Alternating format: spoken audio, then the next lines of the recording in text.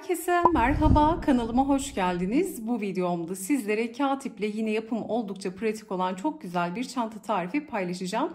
Sadece iki parça örüyoruz ve iki parçayı orta kısımdan birleştirerek deri sapımızla yerleştirerek çantamızı hazırlamış oluyoruz. Hemen şöyle modeli yakından sizlere göstermek istiyorum. Bakın, model sadece sık iğneden oluşuyor. Şöyle yakından bakalım. Ben sapıma uygun olarak burada kahverengi iplik kullandım. Sizler daha farklı renklerde de yapabilirsiniz. Video içerisinde ne kadar iplik kullandığımı, bütün detayları sizlerle adım adım paylaşıyorum. Kenarlara bakın, böyle yaylı halkalar taktım. Hem çantanın ağız kısmını kapatıyoruz bu şekilde, hem de çok şık bir görüntü oluşuyor. Takıldığı zaman o kadar şık duruyor ki şöyle göstermek istiyorum, bakın. Tabii oldukça büyük de bir çanta, ekranı sığdırmaya da çalışıyorum. Takıldığı zaman şahane duruyor. Omuzda harika bir duruşu var. Gerçekten çok güzel oldu. Bu boyut çok hoşuma gitti. Mutlaka bu sayılarla yapmanızı tavsiye ederim. Hemen şöyle çantayı açıp iç kısmını da göstereceğim. Bakın, içerisi oldukça geniş bir çanta.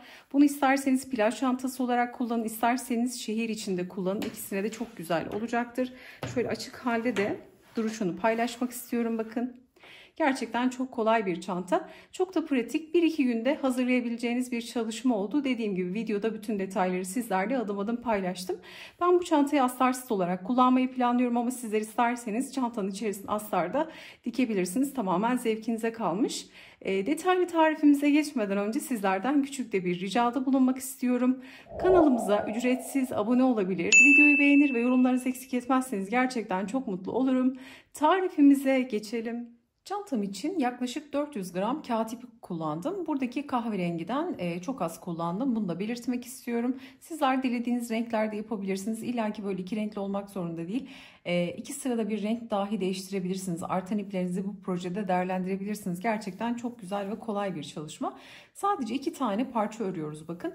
Normal oval taban mantığıyla bakın örgümüze başlıyoruz. Normal oval bir taban örüyoruz. Sadece sık iğnelerden oluşuyor çalışmamız.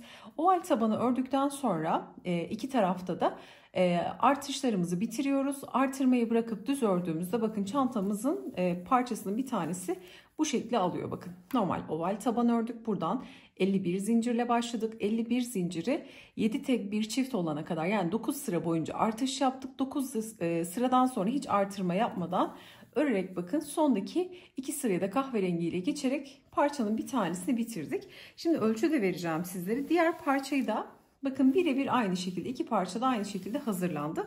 Şimdi burada sayıları söyleyeceğim, santim olarak ölçü söyleyeceğim, sonra da küçük bir modelde tarif ediyor olacağım. Şimdi bakın, burada 51 zincirle başlangıç yaptık. Normal şu kısım bildiğimiz oval taban. En son zincire 3 tane sık iğne örüyoruz. Bir sonraki sıra bir çift bir tek, bir sonraki sıra bir çift iki tek, 3 tek, 4 tek, 5 tek, 6 tek, 7 tek olana kadar tekler, 7'ye çıkana kadar artışları devam ediyoruz. Bu da 9 sıra boyunca devam ediyor. Şimdi 9 sıra ördüğüm tabanımın kısa kenarı 15 santim, uzun kenarı da yaklaşık 40 santim oluyor oval haldeyken. Ben oval kısmı bitirdikten sonra kademeli ütüleme yaptım. Oval kısmı ütüledim. Sonra artışlarımı bıraktım. Dümdüz örmeye devam ettim. Artış yapmadan örerek burada 22 sıra boyunca ördüm. 9 sıradan sonra 22 sıra boyunca ördüm. Son 2 sırada da 2 sıra kahverengi ördüm. Yani toplamda 24 sırada hiç artırmadan örmüş oldum. Sayılar bu şekilde. Şimdi santim olarak ölçü verelim. Bitmiş halinin ölçüsü. Tek parça için söylüyorum. Şimdi boyunu ölçelim. Birleştirdikten sonra da en ölçüsünü veririz. Boyu burada.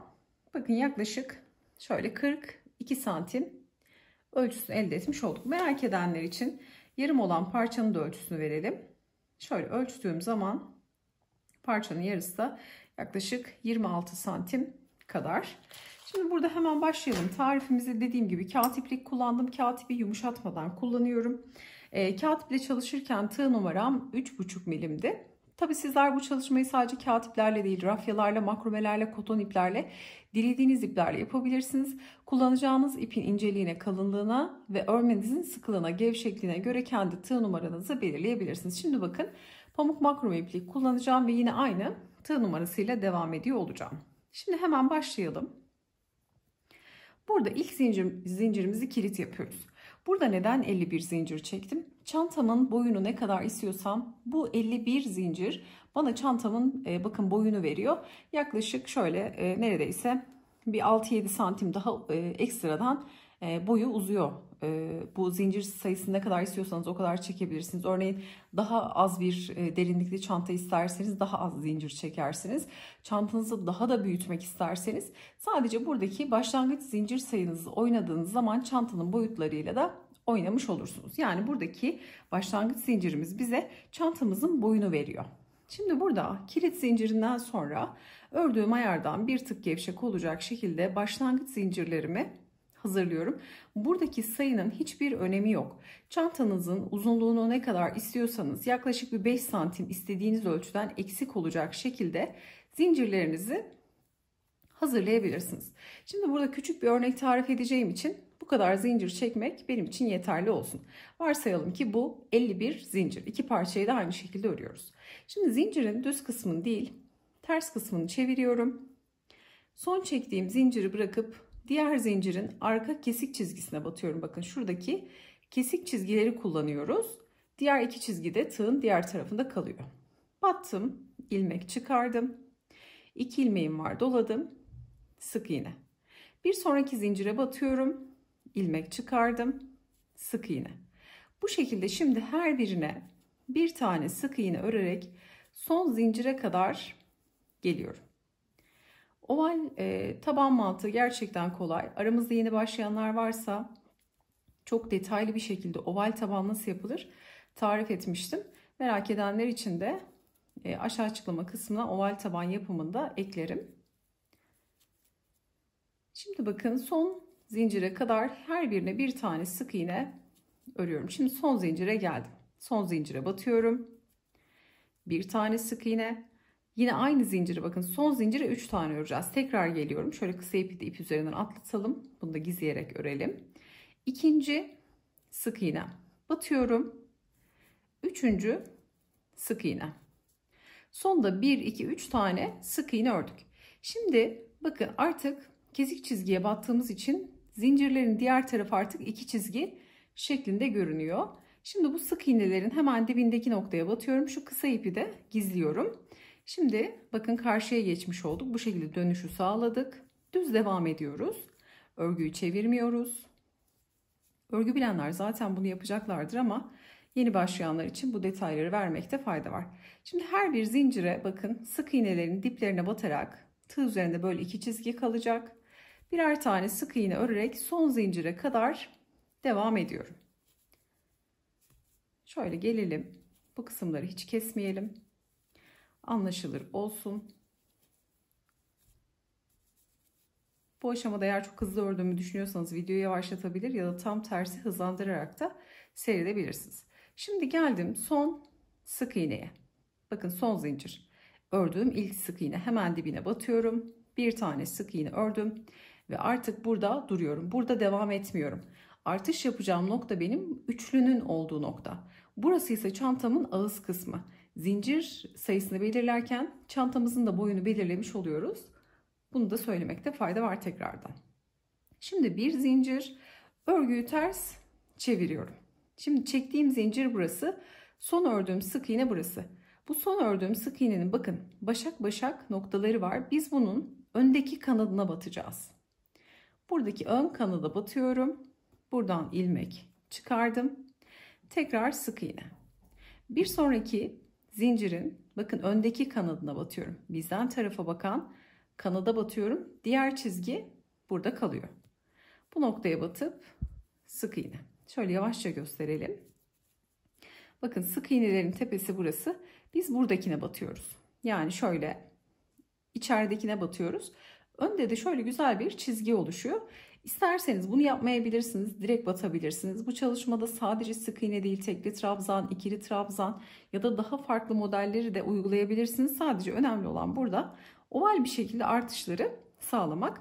Biz burada şimdi sık iğnelerin buradaki iç kanadına batarak bakın hep bu kısımlara batarak sık iğnelerimizi öreceğiz. Şimdi gelelim. Bakın üçlü sık iğnenin olduğu noktaya kadar bu kısımları örelim. Bunu örmesi de hiç zor değil. İlkin böyle takılıyor gibi oluyorsunuz ama sonradan eliniz alışıyor. Hızlı bir şekilde örüyorsunuz. Şimdi bakın çizgi oluşmuş oldu. Şimdi üçlünün olduğu sık iğneye kadar gelelim. Şimdi burası önemli, artık çengelli iğnelerle ilerleyeceğiz ki kafamız karışmasın. Şimdi geldik 1, 2, 3 tane sık iğnenin olduğu noktaya. Üçlünün ilk sık iğnesine yine içteki kanadına batarak 2 tane sık iğne örüyorum. 1, aynı boşluğa 2. Şimdi bu artış yerimi karıştırmamam için bir çengelli iğne alıyorum. Her zaman ikinci sık iğneye takacağız. Bakın. Çift battık. Yani aynı delikte 2 sık iğne var. İkinci sık iğnenin tepesine çengelli iğnemi yerleştirdim. İkinci sık iğneye geldim. İkinci sık iğnenin de yine içteki kanadını alıyorum ve 2 tane sık iğne örüyorum. 1, aynı boşluğa 2. Şimdi ikinciye çengelli iğne takıyorum. Bakın 3 tane artış yerimiz olacak. Şimdi 3. sık iğneye geldim ve buna da 2 tane sık iğne örüyorum. 1, aynı boşluğa 2. Şimdi buraya da ikinciye de çengelli iğnemi takıyorum. Bunu böyle anlatmamın sebebi anlaşılır olsun. Bir de bir tersten bir düzden ördüğümüz için belki yerler karıştırılabilir. Örgü bilenler bile bunları kullandığında bu yer belirleyicileri işleri daha kolay olacaktır. Şimdi şöyle çevirdiğimizde bakın 3 tane sık iğnemiz vardı. Dönüşte kullandığımız son zincire battığımız 3 sık iğne, çift, çift, çift örerek 3 tane artış noktası yapmış olduk ve bunu belirgin hale getirdik. Şimdi diğer gelen sık iğnelerin yine içteki kanatlarına batıyorum ve her birine bir tane sık iğne örüyorum. Şimdi bu şekilde her birine bir tane örelim. Şuradaki son noktaya kadar gelelim. Hemen dönüşü gösterelim. Sıramızın sonuna geldik. Sondaki sık iğnenin de iç kanadına batıyorum ve sık iğne örüyorum. Sıra tamamlandı bakın. Şimdi bir zincir çekip örgüyü çeviriyorum. Şimdi bu çizgili sırada sık iğnelerin tepelerine batacağız. Burası bizim örgümüzün düz kısmı olacak. Terste ise iç kanatlarına batmış olacağız.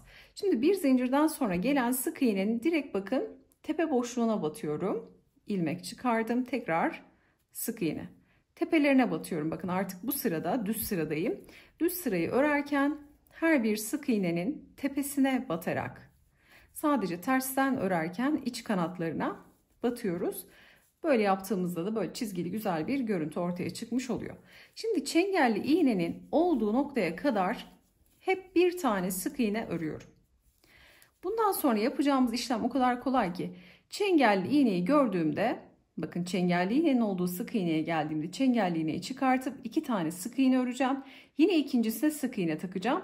Aralardakilerine de birer tane öreceğim. Diğer kalan bakın sadece çengelli iğnelere çift batıp 2 tane sık iğne örüp diğerlerine hep bir tane batmış olacağım. Şimdi geldim. Bakın son sık iğneyi de ördüm. Şimdi çengelli iğnenin olduğu sık iğnedeyim. Direkt çıkartıyorum. Hiç sayı saymakla uğraşmıyorum bakın. Bu işlem gerçekten çok kolay oluyor. Şimdi çengelli iğnenin olduğu sık iğneye 2 tane sık iğne. 1, aynı boşluğa 2. Yine tepesine batıyorum. Ve geliyorum ikinci sık iğneme, yerimi kaybetmemek için sık iğne çengelli iğnemi takıyorum. İkinci sık iğneyi çengelli iğneyi taktım. Arada bir tane sık iğne var bakın. Bir tane sık iğnemi ördüm. Şimdi çengelli iğne geldi. Çengelli iğneyi çıkartıyorum. Çengelli iğnenin olduğu sık iğneye 2 tane sık iğne örüyorum. 1, aynı boşluğa 2. Ve burada duruyorum. İkincisine hemen çengelli iğnemi takıyorum ki yerimi kaybetmeyeyim. Sonra yine arada bir tane sık iğne, yani bir çift bir tek yapıyoruz aslında. Bir tane sık iğneden sonra tekrar çengelli iğne denk geliyor. Çıkardım. Ve hemen çengelli iğnenin olduğu noktaya 2 tane sık iğne ördüm. İkincisinde hemen yerimi kaybetmiyorum. Durup çengelli iğnemi takıyorum. Sonra bakın devam edeceğim. Yine her birinin tepesine bir tane sık iğne örerek ilerliyorum. Şimdi dönüşü göstermek istiyorum burada. Çok pratik bir çalışma. Bakın her birine bir tane batıyorum. Artık sadece çengelli iğnelere çift batarak diğer yerlere birer tane batarak parçamızı büyütüyoruz. Son noktaya geldim. Son kısımda böyle başak şeklinde görünüyor. Bu noktaya da batıp son sık iğnemi ördüm. Bakın burası çantamızın ağız kısmı. Burası ise oval artış yaptığımız kısmı. Şimdi yine bir zincirle örgümüzü ters çeviriyoruz. Şimdi tersteyiz. Ne yapacağız? Sık iğnelerin iç kanadına. Şimdi çektiğim zincire değil, hemen son ördüğüm sık iğnenin içteki kanadına batıyorum. İlmek çıkardım. Sık iğne. Şimdi burada tarif etmiş olduğum gibi iç kanatlara batarak bakın her birine bir tane sık iğne örüyorum. Sadece çengelli iğneyi gördüğümde o noktaya çift batıyorum. Bakın her birine iç kanatlarına batarak sık iğne örüyorum ve yine çizgiyi elde etmiş oldum. Şimdi çengelli iğne geldi bakın. Çengelli iğnemi çıkartıyorum. Şimdi tersten örerken çifti batacağım ve yine aynı şekilde bakın örgü değişmiyor. Şimdi buraya 2 tane sık iğne öreceğim. Hemen iç kanadına battım. 1, aynı boşluğa ikinci sık iğne. Hemen ne yapıyorum? İkinci sık iğneye çengelli iğnemi takıyorum.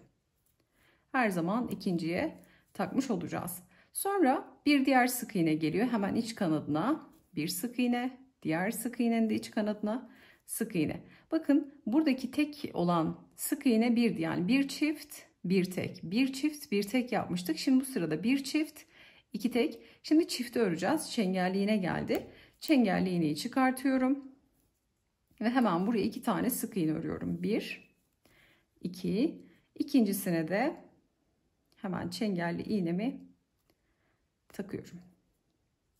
Böyle yaptığınızda dediğim gibi hiç saymasanız dahi en son sayacağımız nokta şu aradaki tek olan bakın çengelli arasında iki çengelli iğne arasında kalan sık iğne sayı tek olan sık iğne sayısı 7 tane olana kadar devam edecek.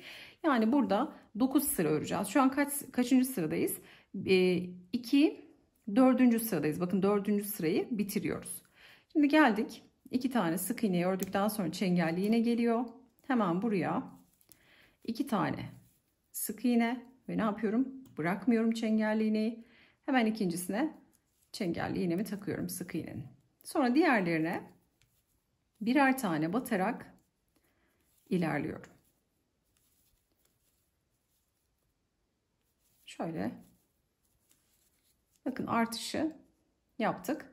Düz kısmı bu şekilde. Şimdi sıra sonuna kadar gelelim. Sıra sonundan sonra birebir aynı işlemler. Umarım artış mantığı anlaşılmıştır. Bundan sonrasını tarif etmeye gerek yok diye düşünüyorum. Burada hep çifti gördüğümüzde, çengelli iğneyi gördüğümüzde çift batacağız ve ikinciye her zaman çengelli iğneyi takarak bu şekilde burada artışlar devam edecek. Buradaysa son sık iğneye gelip bir zincir çekip dönüş yapacağız. Düzden örerken tepe boşluklarına, tersten örerken buradaki iç kanatlarına batarak örgümüzü örmüş olacağız. Şimdi bunu tekrar etmek istiyorum. 51 zincirle başladım. 9 sıra boyunca artırdım. Bakın burası 1, 2, 3, 4. sıraya örüyoruz şimdi. 9 sıra boyunca artırdım. 9 sıranın sonunda iki çengelli iğne arasında 7 tane tekim vardı. Bakın normal oval mantık, artırma mantığı yuvarlak tabanlarda da aynıdır. Çift ile başlarız. Çift sırasından sonra bir çift bir tek, bir sonraki sıra bir çift iki tek, bir sonraki sıra bir çift üç tek, 4 tek, 5 tek, 6 tek, 7 tek olana kadar devam ediyoruz. Bu da 9 sıra oluyor. Sonra ne yapıyoruz? 9 sıradan sonra bakın şurada göstermek istiyorum. 9 sıra artıştan sonra hatta şöyle sayalım. Şurası 1, 2, 4, 6, 8, 9. Bakın şuradaki son artışımı görüyorsunuz. Çift battığım noktalar oldukça belirgin. Çift sırasından sonra 9. sıradan sonra birebir aynı örgüyü devam ettiriyoruz ve hiçbir artış yapmıyoruz. Artık çift batmak yok. Her birine bir tane batıyoruz ve bu bir tane batışlarımız 22 sıra boyunca devam ediyor. Her birine bir tane batıyoruz. Son 2 sırayı yani normalde 24 sıra örüyoruz. Son 2 sırayı da kahverengiyle geçtim bakın. Şöyle göstereceğim. 9 sıradan sonra artışı bırakıp 22 sıra örüyorum. Son 2 sırada renk değişikliği yapıp toplamda 24 sıra parçamı örerek hiç artış yapmadan tamamlamış oluyorum. Bakın şöyle bir kez daha göstereceğim. Şimdi renk geçişinde de hiçbir sıkıntı yok. Şimdi oldukça kolay. İstiyorum ki sıra sonuna kadar geleyim. Burada renk geçişini merak edenler için, yeni başlayanlar için bir göstermiş olalım. Bakın burada renk geçişi de yaparken son sık iğneyi örerken burada 2 tane ilmeği bekletiyorum. Yeni rengi alıyorum, tığıma takıyorum. 2 ilmeği yeni renkle kapatıyorum. Sonra bir zincir çekip örgüyü çeviriyorum. Kısa ipleri burada bıraktım. Bu ipleri sonradan gizleyeceğiz bakın. İsterseniz örerken de gizleyebilirsiniz. Şöyle arkaya alırsınız. Yine ilk gelen boşluğa sık iğne örüyorum. Ve bu şekilde bakın renk geçişinde yapmış oluyorum. Her birine bir tane sık iğne örüyorum. Renk geçişinde, renk değişikliğinde bu şekilde yapıyorum. En son 2 sırayı kahverengi ile geçtim. Bunu da 2 sıra örüyorum. Modelin birebir aynısı. Şimdi burada bakın düz taraftan geldi. Sık iğne sıramız buradaysa ters sıradayken kahverengiyi ekledim. Sonra düzden bir sırada örerek 2 sırada kahverengiyi bitirmiş oldum. Şimdi yapım mantığı bu şekilde. 2 parçayı ördükten sonra burada buharlı ütüyle ütüledim. Önce oval tabanı ütülemiştim. Ördüğümüz oval kısmı 9 sırayı bitirdikten sonra ütüleme yaptım. Sonra kalan diğer hiç artırmadan ördüğüm noktaları da içeriden şöyle güzelce bakın ütüleyerek bu şekilde tutup taban kısmını buradan ütüledim. İç kısmından bu şekilde ütüledim. Şimdi hemen şöyle 2 parçayı da birleştireceğiz. Birinci parçada kahverengiyi 2 sıra ördükten sonra ipimi koparttım. İkincisinde ise ipimi kopartmadım bakın burada. Şimdi buradan birleştirme yapacağız. Bakın şöyle geniş açıyla da göstermek istedim. Şimdi 2 parçayı bir bütün haline getireceğiz. 2 parça da aynı sayılarla aynı şekilde örüldü. Şimdi geliyorum şöyle. İpim burada bakın. İkinci parçada ipi kopartmadım. Burada son sık iğneyi de ördükten sonra şöyle bir tane zincirimi çekiyorum. Şimdi bu parçayı birleştireceğiz. Önce şöyle buradaki uçtan başlayacağım. Tamamen tabandan dönüp bakın aşağı doğru ineceğiz. Ta ki buradaki uca gelene kadar aynı işlemleri yaparak çantayı bir bütün haline getirmiş olacağız. Şimdi bir tane zincir çektim. İpim bakın bu tarafta. İp alttan gelecek. Şimdi ilk sık iğnenin şöyle dıştaki tek kanadına batıyorum bakın. İpim kahverengi, umarım anlaşılır olur. Bakın sık iğnenin dıştaki tek kanadına batıyorum. Diğer parçadaki iç kanada batıyorum. Aşağıdan ipimi çıkartıyorum. Batış yaptığım noktalardan ve bekleyen ilmekten geçiriyorum. Şöyle birazcık da sıkılayalım. Bakın sıradaki sık iğnenin şöyle dıştaki tek kanadına batıyorum. Karşı parçadaki iç kanada batıyorum. Bakın tek kanatlarını alıyorum. İlmek çıkarıyorum batış yaptığım noktalardan ve bekleyen ilmekten geçiriyorum. Kaydırma yapıyorum yani. Burada sıradaki sık iğneye batıyorum. Diğer sık iğneye batıp yine ipi aşağıdan alarak ilmeğimi çıkartıp bekleyen ilmekten geçiriyorum. Şöyle birazcık yaklaştıracağım. Anlaşılır olsun. Bakın sıradaki sık iğnem bu. Sıradaki sık iğneme battım. Karşıdaki sık iğneye battım. İlmek çıkardım. Bu arada şunu da söylemek istiyorum. Mutlaka son sırada sık iğnelerinizi sayın. Eşit geldiğinden emin olun. Sayılar eşit gelmeli ki düzgün bir birleştirme yapmış olalım. Şöyle bir miktar öreceğim ki kaydırma noktası net olarak anlaşılsın. Bakın karşılıklı içte kalan kanatlarına batıp ilmek çıkarıp kaydırma yapıyorum. Kahverengi de birazcık kat açıldı. Bakın sadece kaydırma yaparak bu şekilde karşılıklı sık iğnelere batarak tamamen birleştirmiş olacağım örgümüzü. Şöyle gösterelim. Buradan başlayacağız. Arka tarafa geçip buradaki uç kısımda birleştirmeyi tamamlamış olacağız. Sonra da artık sap kısmını yerleştirmeye geçelim. Hemen şöyle birleştirdiğim kısımda da ölçüsünü vermek istiyorum. Bakın çantamızın ağız kısmı yani genişliği de 51 santim oldu. Çanta 2 parça birleştiğinde 51 santim ölçüsünü elde etmiş olduk. Şimdi birleştirmeyi tamamlayıp saplarımızı dikmeye geçelim. Çantama sapımı etamin iğnesiyle diktim ve orta kısımda bakın çantanın kenarlarını böyle yayla halkalarla birleştirdim. Şimdi şöyle çıkartacağım, nasıl yaptığımı göstereceğim sizlere. Bakın etamin iğnesiyle buradaki çanta zemin rengindeki renkle sapı yerleştirmiş oldum. Sizler bu çantayı astarlayabilirsiniz. Astarlayarak da kullanabilirsiniz ama yazlık bir çanta olduğu için yani isterseniz bunu plajda kullanın, isterseniz şehir içinde kullanın. Gerçekten çok kullanışlı bir boy oldu. Büyük bir çanta, küçük bir çanta değil. Şöyle göstermek istiyorum, bakın. Tamam, bakalım. Bakın, açık hali de bu şekilde direkt sapları yerleştirdim. Sonra tam kenar kısımlarına, yani şuradaki zincirli oval tabanı başladığımız noktanın tam zincirli orta kısmına, yine diğer aynı şekilde zincirli başlangıç kısmına böyle yaylı halkalar taktım. Bunu da bakın birleştirdiğim zaman şöyle çantaya çok güzel hem kilit olmuş oluyor bu kısım. Bakın, gerçekten çantanın formu şahane oluyor. Böyle takıldığı zaman daha şık ve daha güzel duruyor. Ben bu halini daha çok beğendim. Umarım sizler de beğenir ve denersiniz. Tarifimiz de bu şekildeydi. Yapacak olanlara kolaylıklar diliyorum. Videomuzu beğenmeyi, yorum bırakmayı, kanalımıza abone olmayı unutmayın. Bir sonraki videoda görüşünceye dek hoşça kalın.